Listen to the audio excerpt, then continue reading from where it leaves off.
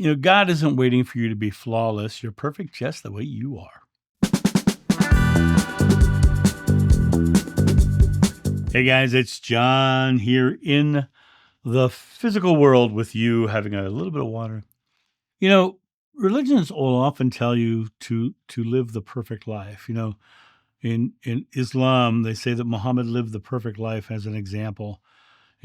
Jesus was the way, the truth, and the life as an example, as the perfect example of how to live your life. Religions will often tell you that sinless equals blessed, right?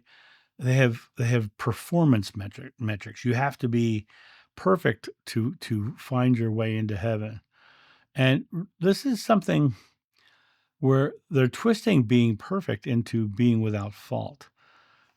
Perfection is in itself is a subjective experience.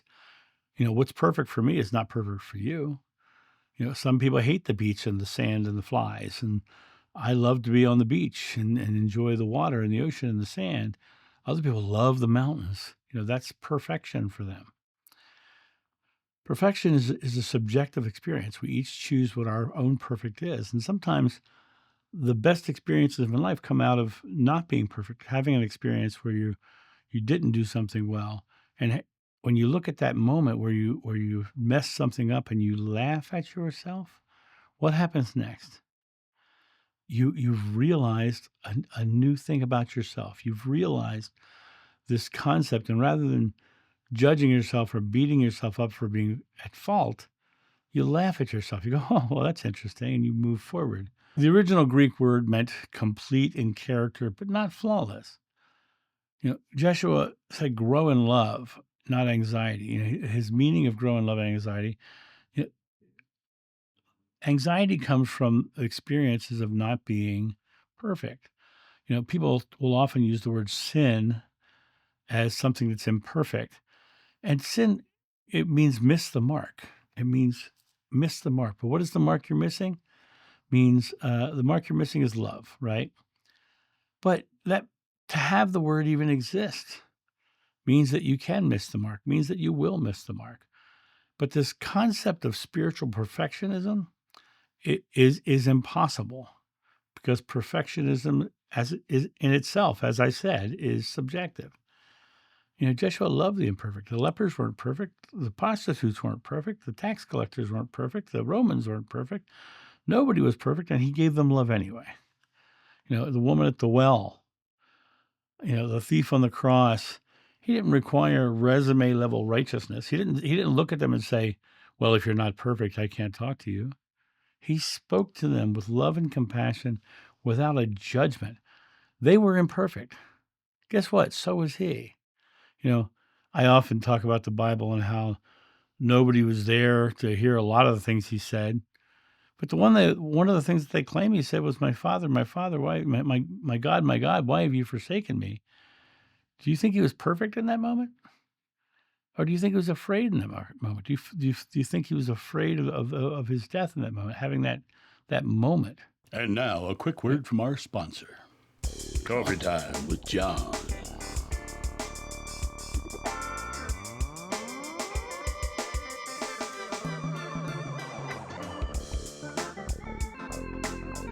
This channel runs off coffee, so get your coffee and tea at johnsjoe.com. Perfectionism is spiritual clothing that is trying to protect your individual self or your ego. Now, ego only means your awareness of self. So perfectionism is something you're striving to have to say, I'm perfect. I am this. But in reality, no one on earth is perfect. Real worthiness is inherent. You are already worthy. You're already there. You are one with God. Kingdom of heaven is within you. You are made in the image of love. We are made in God's image. A baby is worthy before doing anything right. So are you. The religions will tell you that the baby is born in sin. Jesus never said that. Original sin had nothing to do with anything he ever taught. That was a later theologian's addition. But if you're a parent and you hold your child for the first time, do you look at it and say, ooh, what a nasty sinner? right? No, you go, I love my baby. Look at my beautiful baby, right? That baby's perfect no matter what's going on. You love that baby. You give that baby love and compassion. It's time to drop the shame stories that you've gotten from either religions or parents, friends, friends, um, people who have made you feel like you're not worthy or that you have, that you're not doing it right and you're not being the perfect, fat shaming someone is saying that they don't have the perfect body. But, it's so interesting. When I was in college, I worked with landscapers, and the landscaping company was filled with bodybuilders. I've never met a more judgmental group. They were anybody who was slightly overweight, they would say horrible things about because their concept of perfection was their body in the way it was. For me, perfection is love. How you love, what you're delivering in love. Are you being loving? Love is perfect. Perfect love drives out fear. All imperfection is fear. It's the concept of fear. God isn't keeping score. Only religion does that. Only people who are afraid of not being perfect themselves do that.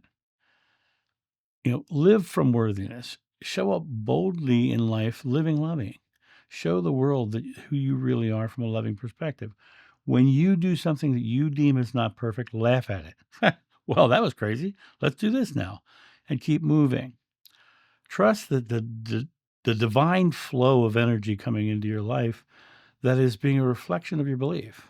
Instead of trying to earn that energy coming into your life, be that life, be that perfect, loving life, even when you're imperfect, and just live forward.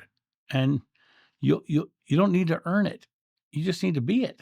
Speak your truth openly. You look at my channel, I'm constantly saying I'm only speaking my truth. I don't apologize for it. I don't have to debate or defend my truth. It's mine.